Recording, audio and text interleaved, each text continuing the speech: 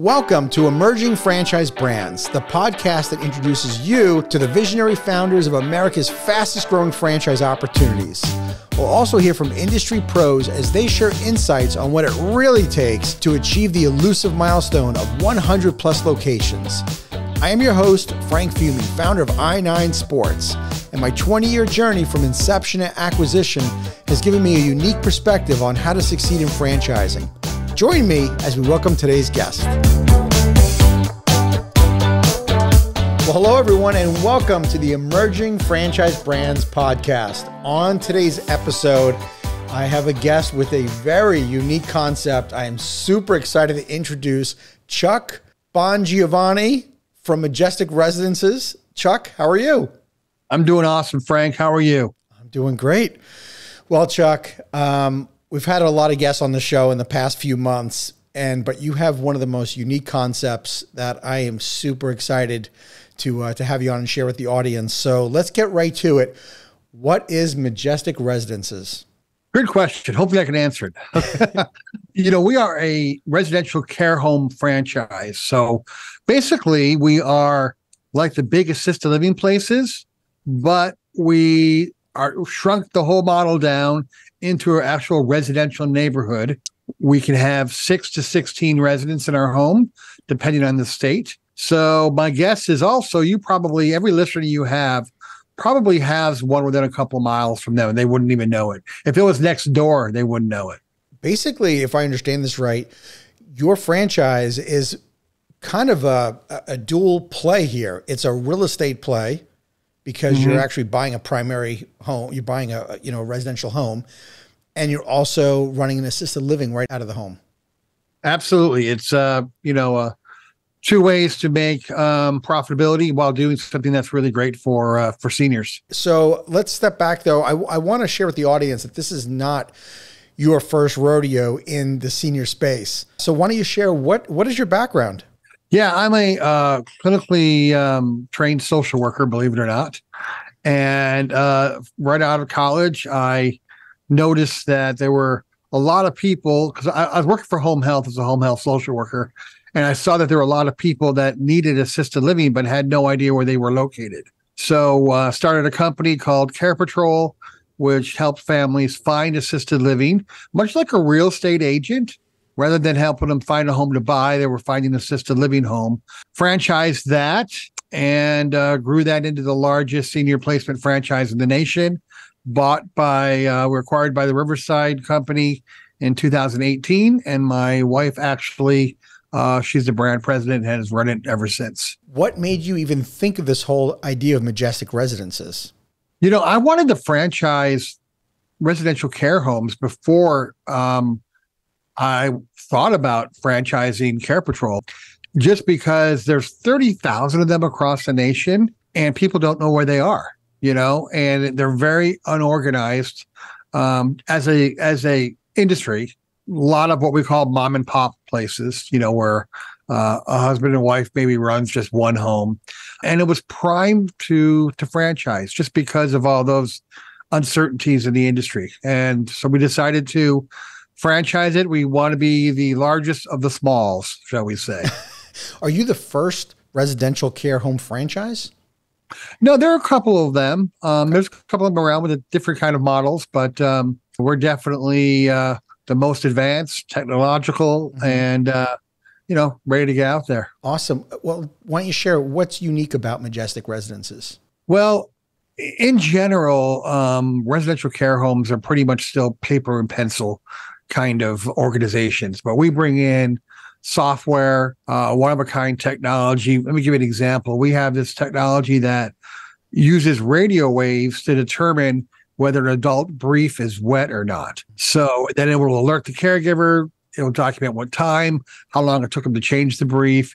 Just a lot of technology that is not used anywhere in any other residential care homes. Chuck, as a potential franchisee, I see so much possibility here. So if you would walk me through the model itself, I would be purchasing a residential home.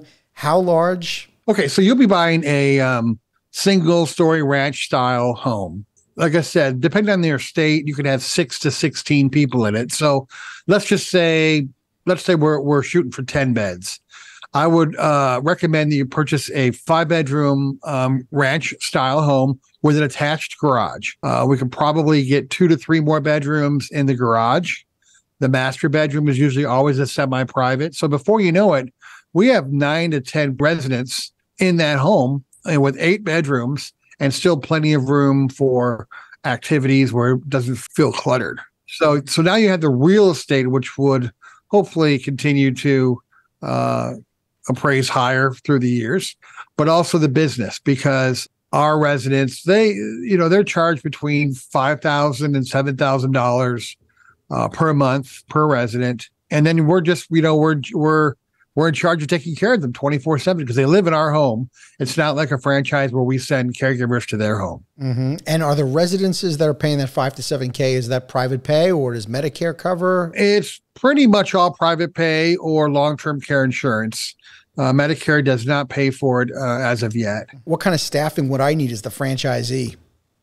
Yeah, well, every home needs a licensed manager. Per state reg, manager/administrator. That is your most important hire, because that's the person who's going to run that business pretty much for you during the day on operations. On a 10-bed home, we're looking at 2 caregivers during the day, 2 in the evening, and 1 overnight. So 5 shifts of caregivers 24/7 for a 10-bed home. I'm sure everybody that's listening to this is thinking, how could I possibly do this in my community? I'm sure there's an HOA out there that's going to say, no, this is not allowed. Good question. HOAs can't stop you. The only thing an HOA can do is mandate that you keep the garage door on, just for aesthetics.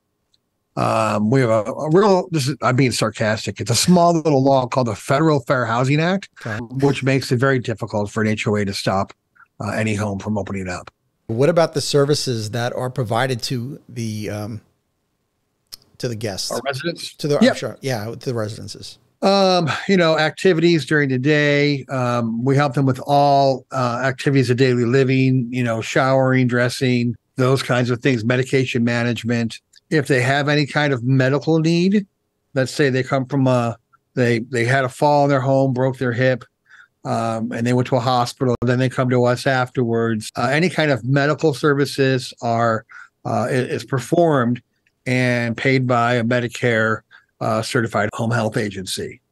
So our franchisees and their caregivers are doing no medical care. It's all non-medical care. Mm-hmm. But they can get those services too from a Medicare certified home health agency. What about the typical resident profile? So I would imagine there are some residents that work in this model and others that don't. Yeah, typically you're 84-year-old women, because, the women kill us guys early.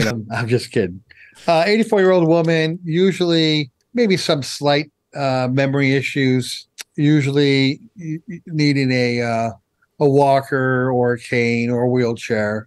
These are the kind of residents that maybe would have gone to a big assisted living place earlier if they were a little bit more active. These aren't, you're not going to have eight residents in your home that's going to all get in Millie's car and drive to Walmart.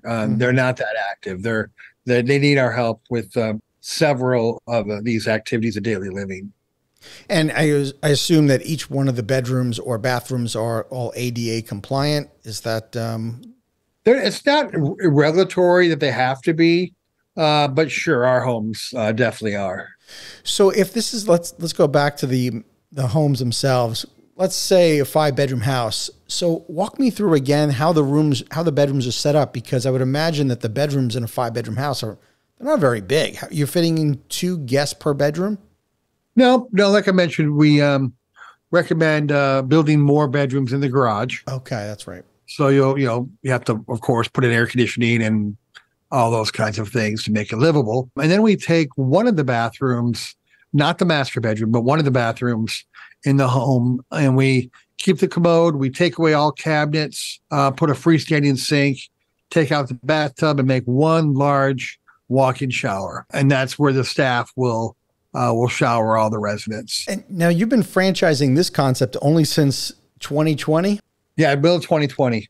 And around what time, what time back in 2020 was that there, Chuck? Right in the middle of COVID, it was like, what's the hardest thing I could possibly do after leaving my other company? And I thought, wow, starting a residential care home franchise in the middle of COVID was a real smart idea, Chuck. Actually, I look for opportunity where everyone else sees danger. That's the best way to kind of look at it. I knew that the seniors who needed this kind of care, they're just not going to stop just because we have a pandemic. You know what I mean? So while everyone else is waiting around, not doing anything, we started the franchise, and I think we've grown at a pretty good pace considering being in the middle of COVID and being in a situation where very high interest rates. I think we've done very well from that, and we'll come out on the other side even stronger. You franchised in 2020. You got 18 open. You're in the mid-30s, including in development. So even despite starting through in COVID and despite interest rates being higher, yeah, you're still continuing to grow. Tell me about how the interest rates obviously are elevated from where they were 3 years ago, how that has impacted, though, your franchise development. I think the only time it's really hindered us was just, franchisees getting very excited to get to the very end and then find out from the bank that deals have changed at the last second due to interest rates going up 0.5 point or something.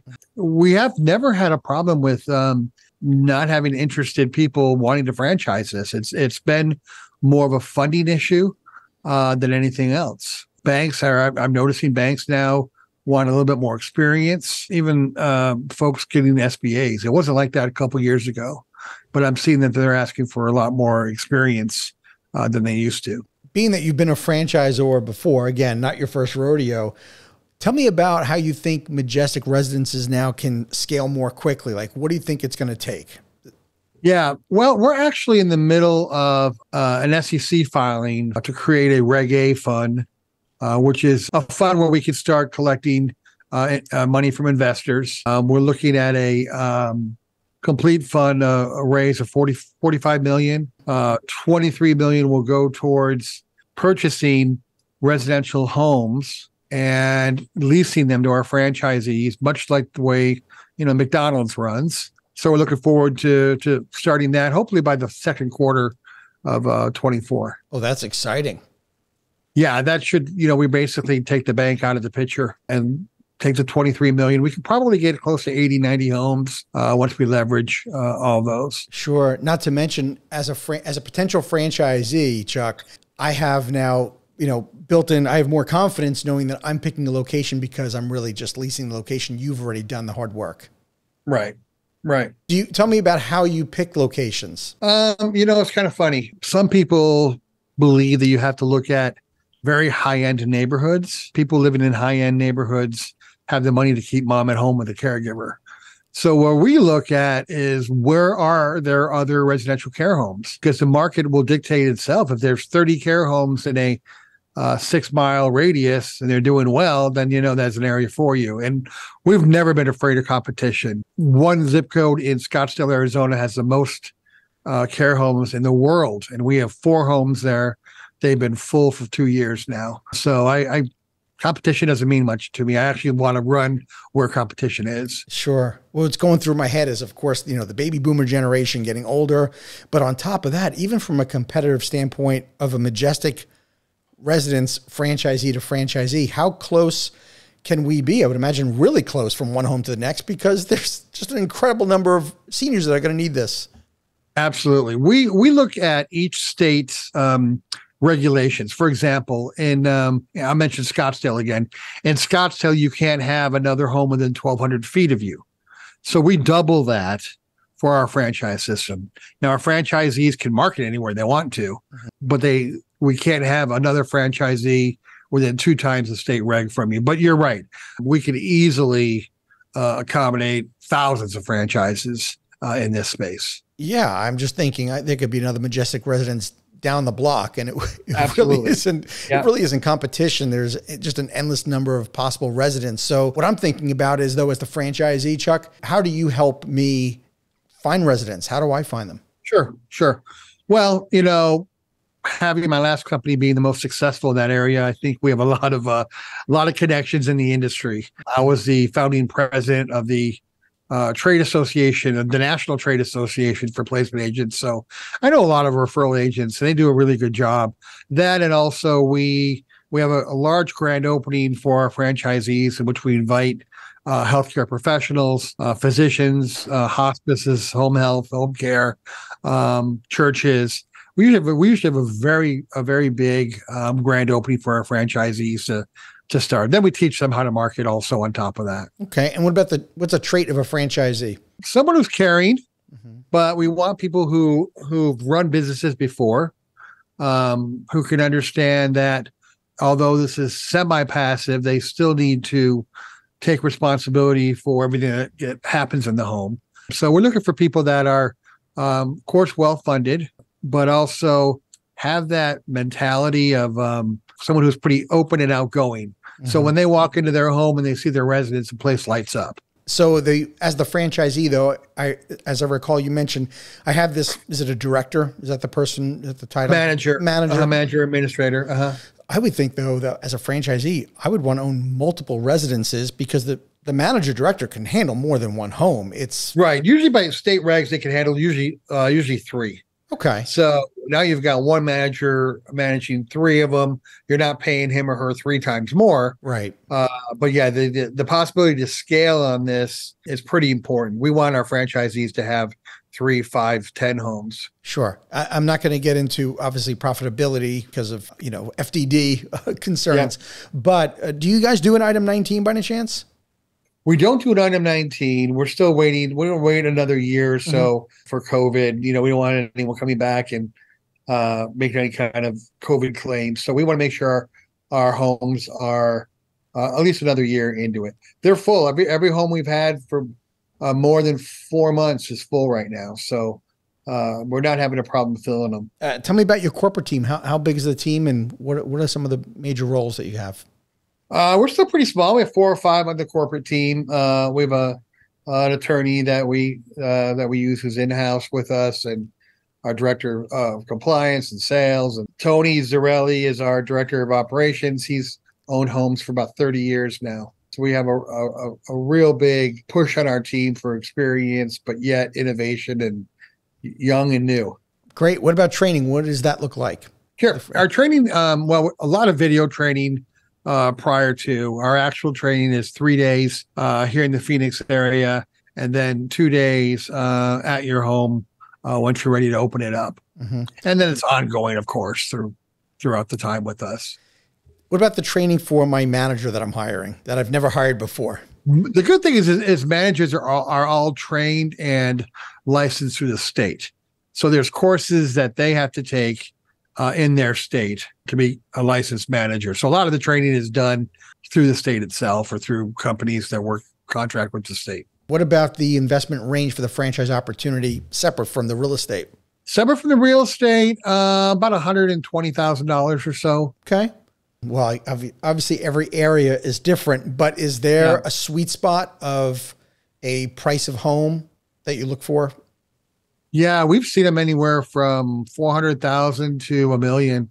So it does range in between areas. What about, again, this is not your first rodeo in franchising, what's been your biggest surprise so far in franchising? Good question. Never been asked that one before. It's been 15 years. My biggest surprise. You know what? I think the biggest surprise is that that area of time, that period of time between the franchisee leaving training and, going back to bad habits, thinking I already know how to do this. You know what I mean?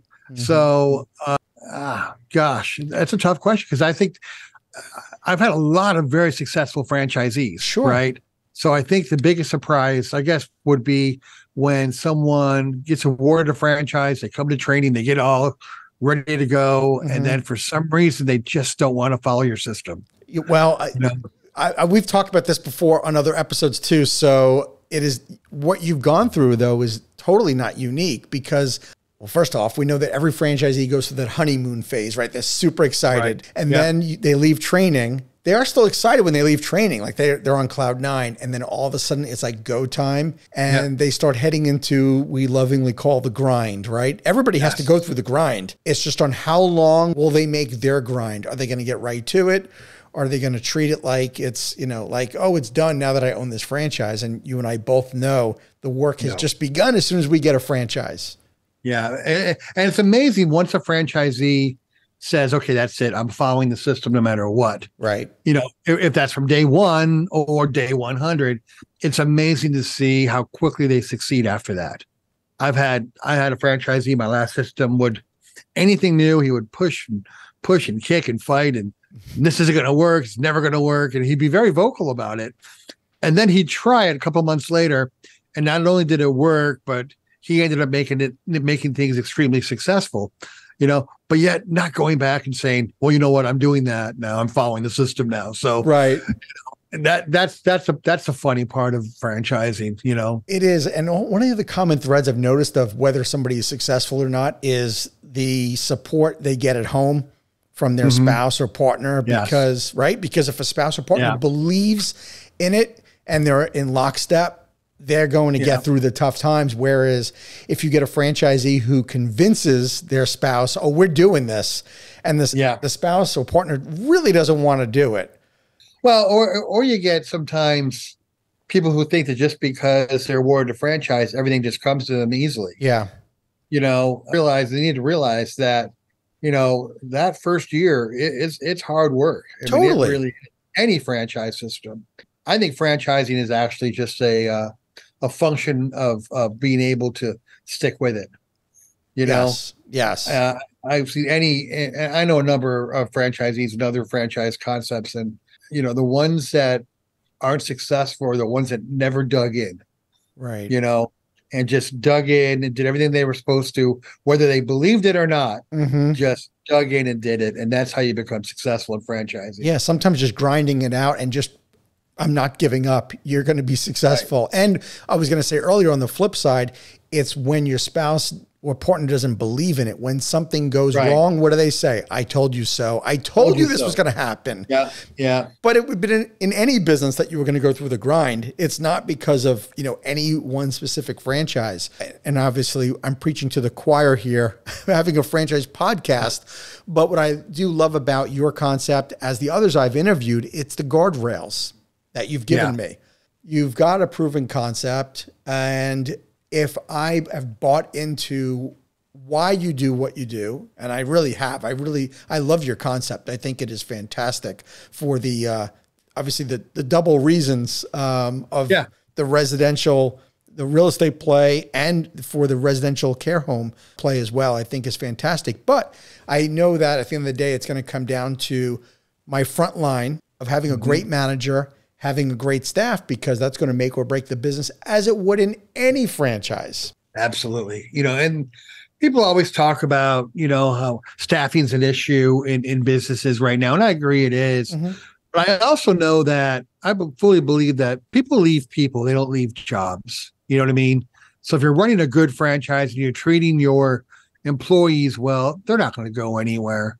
Even if someone's offering $1 more an hour down the street from you. Right. I really believe in having a good culture in your franchise system, not only in the system itself, but all the way down to the franchisees and their employees. Right. I think the secret sauce to your franchise at each franchisee level is the staffing is only 5 people, right? Yeah. Yeah.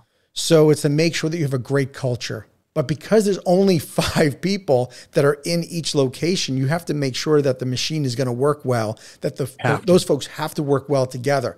So making sure they have the right personality, it comes down to culture more than anything else. I mean, hell, there's only 5 people working there. Yeah. And you're taking care of, 10 people, and you see them every day, and every day you still have to, help them, go through that day, positively and make it a good meaning of life for them, especially those that are, near the end. You know what I mean? Yeah, that's the toughest part of the business, isn't it? I think so. Yeah. Well, let's move on to something more positive. Let's talk about the vision. Let's talk about the vision of the business. So you shared with us that obviously raising money and being able to buy these homes and lease them back to the franchisees. Fantastic idea. But how big is big for Majestic? We're thinking, of course, the higher number, the better, but we're thinking between 200 and 300 franchisees would be a real good number for us in the next 5 years. And any particular state, or are you looking nationwide? Where we're actually international right now. We have a home in the Dominican Republic, and we're talking to a number of people from different countries right now. And that just happened. It wasn't any part of our plan. We just got hit with a number of people from different countries and wanting to do this out there and maybe do a master franchise in those other countries too. But in the States, the typical states that are getting, have large senior populations, Arizona, Texas, California, Florida, Georgia, those states. But, there isn't a state out there where people aren't aging. We don't stop aging one day, No, we don't. Tell me what advice you'd give to people who are considering joining Majestic Residences as a franchise owner. It's going to change your life. Many years ago when I was in college, I worked in a nursing home, and the interactions you have with those residents, we're there helping them, but quite honestly, I think they're there helping us actually. That's beautiful. Tell us maybe a fun fact that most people don't know about you. About me.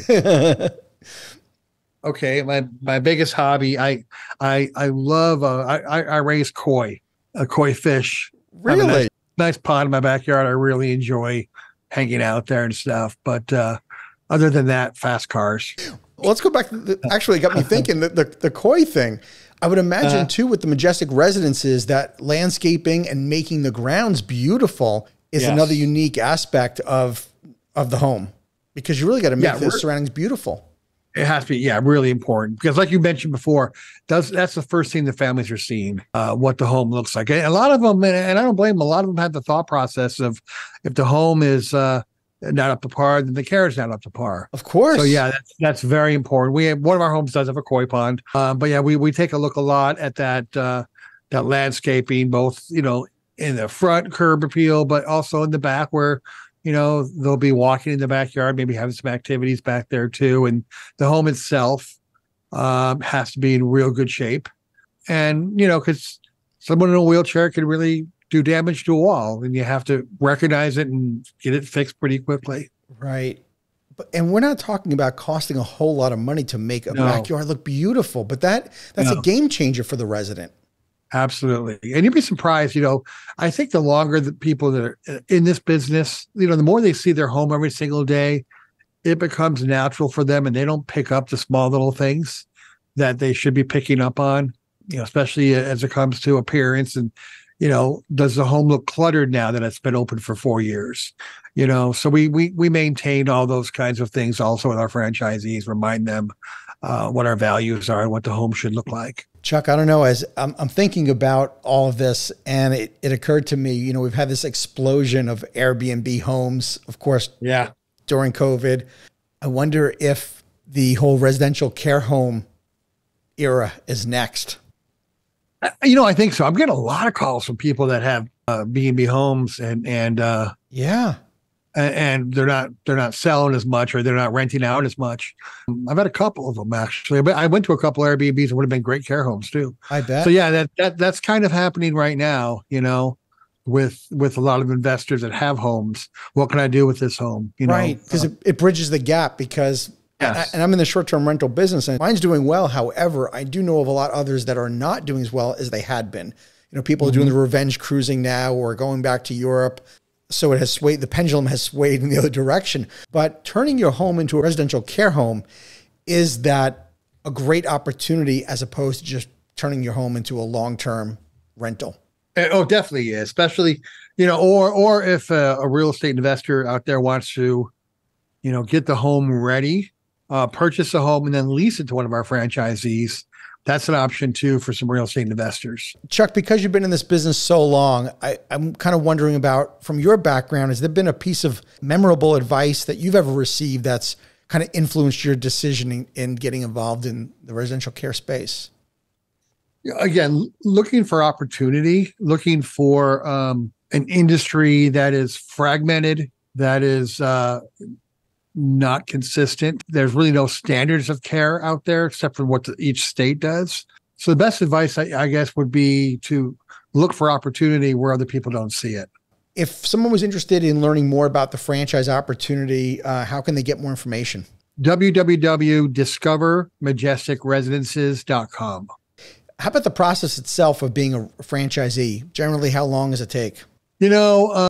We're finding it's taking a couple of months because of the financing and those kinds of things. But, the usual, we'll start off with a 15, 20-minute conversation with me. I send you off with some homework. I have you go secret shop some homes near you. That's always fun. And then the discussion we have after that is even funner. From there, you would talk about, financing, what it takes to run the home. You'll have a meeting with our director of ops to show you all the software and all the amenities that we have and such. FDD as usual, validation, and then we have some final interviews.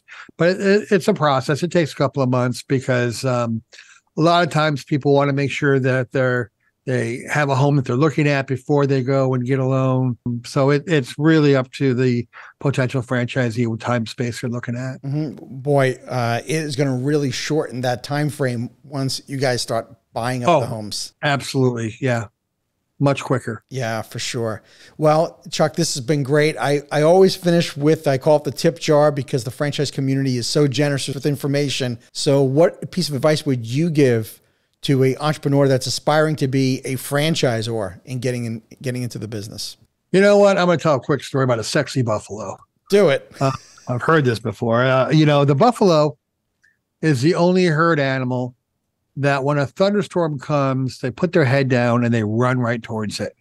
Every other animal runs the other way or hides. The storm eventually catches up to them, but it's usually a lot worse in intensity than it was if they just would have ran into it. Now, to me, that just says, don't waste your time trying to go around hurdles, just bust right through them. And no matter how many no's you get, you're one step closer to a yes. Just don't give up. Life's a game of attrition. That's really the best way I can say it. Chuck, that is great advice. We're going to end it there. Thank you so much for being on today's show. I appreciate it. Thank you, Frank. It was fun. Thank you for tuning into the Emerging Franchise Brands podcast. For additional insights, guest applications, and to stay connected, visit us at efbpodcast.com. The Emerging Franchise Brands podcast is for entertainment purposes only, and the views expressed do not necessarily represent those of Emerging Franchise Brands, its host Frank Fiume, or Emerging Franchise Group, LLC. Any discussed franchise or investment opportunity requires thorough investigation, obtaining proper disclosure documents, and expert consultation before making any investment decisions. The podcast and its host do not offer professional advice or endorsements, and they hold no responsibility for actions, representations, accuracy, or consequential damages related to the podcast content.